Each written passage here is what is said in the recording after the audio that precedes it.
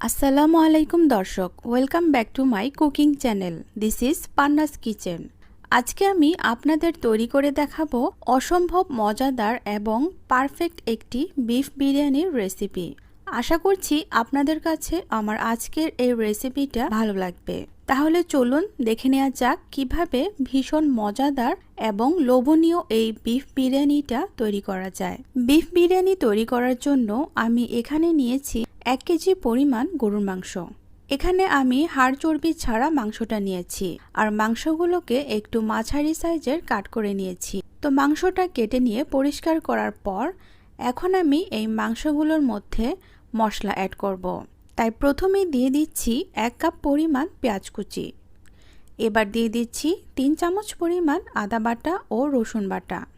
এখন দিয়ে দিচ্ছি আমি 3 চামচ পরিমাণ পেঁয়াজ বেরেস্তা। এবার দিচ্ছি 1 চামচ জিরার গুঁড়া, দিয়ে দিচ্ছি 2 চা চামচ পরিমাণ লাল মরিচের গুঁড়া। এখন দিয়ে দিচ্ছি 1 চামচ পরিমাণ বাদাম বাটা। আপনারা চাইলে এখানে যে কোনো ধরনের বাদাম বাটাই ব্যবহার করতে পারবেন। আমি এখানে কাঠবাদাম বাটা ব্যবহার করেছি। এখন এর মধ্যে আমি দিয়ে দিলাম টক দই। এবার আমি এর মধ্যে দিয়ে দিচ্ছি 3 চামচ পরিমাণ বিরিয়ানি মশলা। এই মশলাটা বাজার থেকে কিনে আনা মশলা, আপনারা যে কোনো ব্র্যান্ডেরটা ব্যবহার করতে পারেন। এই মশলাটার ভিতরে গোটা মশলা থাকায় আমি এখানে আর এক্সট্রা গোটা মশলা ব্যবহার করিনি। এবার দিয়ে দিলাম স্বাদমতো লবণ। লবণটা একটু বুঝে দেবেন, কারণ অনেক প্যাকেটজাত বিরিয়ানি মশলায় কিন্তু লবণ অ্যাড করা থাকে। আর এখন হাফ কাপ পরিমাপ তেল দিয়ে দিলাম। তো এখন হাত দিয়ে সবকিছু খুব ভালোভাবে মেখে নিব। আপনারা চাইলে কিন্তু এখানে বিরিয়ানির মশলাটা বাইরে থেকে না কিনে ঘরেও তৈরি করে নিতে পারেন। তবে বিরিয়ানি মশলাটা খুবই সহজলভ্য, ইদানিং বাইরে কিনতে পাওয়া যায়। তো সেই জন্য আমি আজকে কেনা মশলা দিয়ে এটা করে দেখালাম। এবার মাংসটাকে আমি 1 ঘন্টার জন্য মেরিনেট করে রাখবো। আর যদি হাতে সময় না থাকে, মেরিনেট না করেও আপনারা রান্নাটা করে নিতে পারেন। ফিরে আসলাম 1 ঘন্টা পর। এবার চুলায় আমি একটা হাঁড়ি বসিয়ে এর মধ্যে মেরিনেট করা মাংসগুলো দিয়ে দিব। এখন চুলার জালটা ধরিয়ে দিয়েছি। এবার মাংসটাকে একটা ঢাকনা দিয়ে ঢেকে চুলার আঁচটা মিডিয়াম রেখে মাংসটাকে 7 থেকে 8 মিনিট জাল করে নিব। 7 থেকে 8 মিনিট পরে আমি এখন ঢাকনা খুলে নিয়েছি। এবার সবকিছু খুব ভালোভাবে একত্রে নেড়েচেড়ে মিশিয়ে নেব। সবকিছু মিশিয়ে নেওয়ার পরে আমি আবারও 7-8 মিনিটের জন্য চুলার আঁচ মাঝারি আঁচে রেখে এটাকে রান্না করে নেব।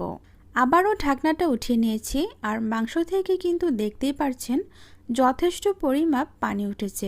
এই পানি দিয়েই আমি মাংসটাকে পুরোপুরি সেদ্ধ করে নেব। তবে যদি আপনাদের মাংস সেদ্ধ করতে এক্সট্রা পানির প্রয়োজন হয়, তাহলে আপনারা ব্যবহার করতে পারবেন। আবারও ঢাকনা দিয়ে ঢেকে চুলার আঁচ একেবারে লোতে রেখে মাংসটা পুরোপুরি সেদ্ধ হওয়ার আগ পর্যন্ত অপেক্ষা করব। তো মাংসটা এখানে সেদ্ধ হতে থাক, আমি এই ফাঁকে চালটা রেডি করে নেব। আমি এখানে 3 কাপ পরিমাপ চিনি গুঁড়া পোলাওয়ের চাল নিয়েছি। এই চালগুলো নেয়ার পর আমি এখন এগুলোকে ভালোভাবে ধুয়ে পানি ছড়িয়ে নিয়েছি। এতে করে বিরিয়ানির পোলাওটা অনেক ঝরঝরে হবে। আমার এদিকে মাংসটা রান্না হয়ে গিয়েছে। এবার আমি চুলায় একটা হাঁড়ি বসিয়ে দিয়েছি। আর এর মধ্যে আমি দিয়ে দিচ্ছি হাফ কাপ পরিমাপ রান্নার রেগুলার তেল। তেলটা গরম হয়ে আসলে আমি এখন দিয়ে দিব চালগুলো, দিয়ে কয়েক মিনিট ভেজে নিব। চালটা যখন খুব ভাজা ভাজা হয়ে যাবে, আমি এই পর্যায়ে দিয়ে দিচ্ছি 6 কাপ পরিমাপ পানি। আর আমি এখানে গরম পানি ব্যবহার করেছি। পানিটা দেওয়ার সাথে সাথে চালগুলোকে নেড়ে দিতে হবে। এতে করে চালগুলো আর দলা পাকার ভয় থাকে না। অনেকেই কিন্তু 1 কাপ চালের জন্য 1.5 কাপ পানি ব্যবহার করে থাকেন। সেই ক্ষেত্রে কিন্তু চালটাকে আগে থেকে 15 মিনিট ভিজিয়ে রাখা লাগে। আমি কিন্তু চালগুলো ধুয়ে সাথে সাথে পানি ঝরিয়ে নিয়েছি। তাই আমি 1 কাপ চালের জন্য 2 কাপ পানি ব্যবহার করেছি। এবার আমি দিয়ে দিচ্ছি 1 চামচ বিরিয়ানি মশলা, আর দিয়ে দিলাম স্বাদমতো কিছুটা লবণ। এবার সবকিছু ভালোভাবে মিশিয়ে নিচ্ছি। এরপর ঢাকনাটা দিয়ে ঢেকে চুলার আঁচ মাঝারিতে রেখে 7-8 মিনিটের মতো জাল করে নেব। ফিরে আসলাম 7-8 মিনিট পর। ঢাকনাটা উঠিয়ে নিলাম। এবার চালগুলোকে ভালোভাবে মিশিয়ে নেব। এরপর দিয়ে দিব 4-5টি আস্ত কাঁচামরিচ। আবারও ঢাকনা দিয়ে ঢেকে অপেক্ষা করব কিছুক্ষণ। ফিরে আসলাম 3-4 মিনিট পর। দেখতেই পারছেন পোলাওয়ের এক্সট্রা পানিটা টেনে গিয়েছে। আমি এই পর্যায়ে দিয়ে দিব 1 চামচ কেওড়া জল। তারপর পোলাওটাকে ভালোভাবে মিশিয়ে দিতে হবে। এই কেওড়া জল দিলে পোলাওয়ের ফ্লেভারটা খুব ভালো আসবে। এরপর এটাকে ঢাকনা দিয়ে ঢেকে চুলার আঁচ একদম লো হিটে রেখে অপেক্ষা করতে হবে আবারও 7-8 মিনিটের মতো।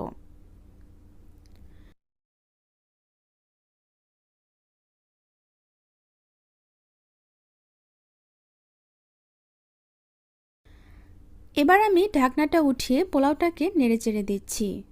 দেখতেই পারছেন যে পোলাওটা একবারে পারফেক্ট হয়ে গিয়েছে আর কতটা ঝরঝরে হয়েছে। এটাকে মিশিয়ে নেওয়ার পর আমি যেটা করব সেটা হলো আমি এখান থেকে অর্ধেকটা পোলাও উঠিয়ে নিব। আমি কিন্তু চুলার জালটা বন্ধ করে নিয়েছি।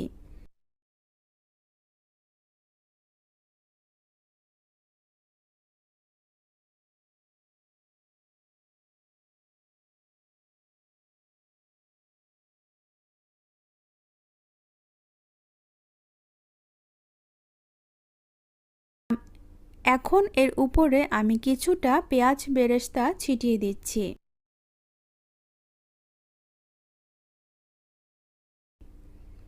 এখন দিয়ে দিচ্ছি কিছু কিশমিশ। এরপর আমি দিয়ে দিব সেই রান্না করে রাখা মাংসটা। মাংসটা কতটা ভুনা হয়েছে দেখতে পাচ্ছেন। এবার এটাকে ছড়িয়ে দেব। আমি এখানে অল্প পরিমাণে রান্না করেছি, তাই মাংস আর চালের জন্য একটা লেয়ারই তৈরি করে নিচ্ছি।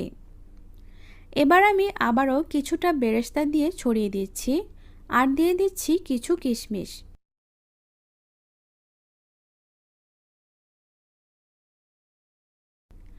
এখন ছিটিয়ে দিচ্ছি কিছু গুঁড়ো দুধ। আপনারা চাইলে এখানে মাওয়া ব্যবহার করতে পারেন।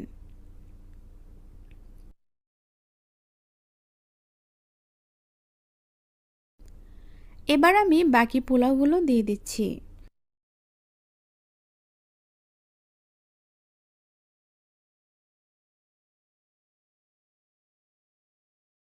তো পোলাওটা এভাবে সমানভাবে আটকে দিলাম এবং সামান্য একটু বেরেস্তা ছিটিয়ে দিচ্ছি।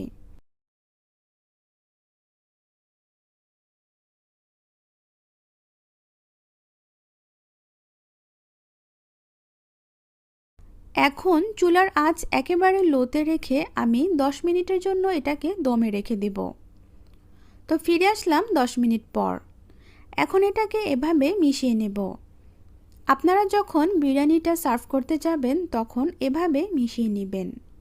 বেসিক্যালি কাচ্চি বিরিয়ানি যেভাবে কেটে কেটে সার্ভ করে, এই বিরিয়ানিটাকেও এভাবে কেটে কেটে মিশিয়ে নিয়ে সার্ভ করা হয়।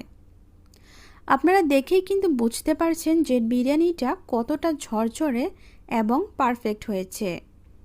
আমি এটাকে এখন সার্ভ করে নিচ্ছি। তো তৈরি হয়ে গেল আমার খুব মজার এবং স্পেশাল বিফ বিরিয়ানি। আমার হাজব্যান্ডের খুবই পছন্দের এই বিরিয়ানিটা। আশা করছি আপনাদের কাছে ভালো লেগেছে। তাহলে একটি লাইক দিবেন এবং কমেন্ট করে জানাবেন কেমন হলো। আজকের মতো বিদায় নিচ্ছি। আল্লাহ হাফেজ।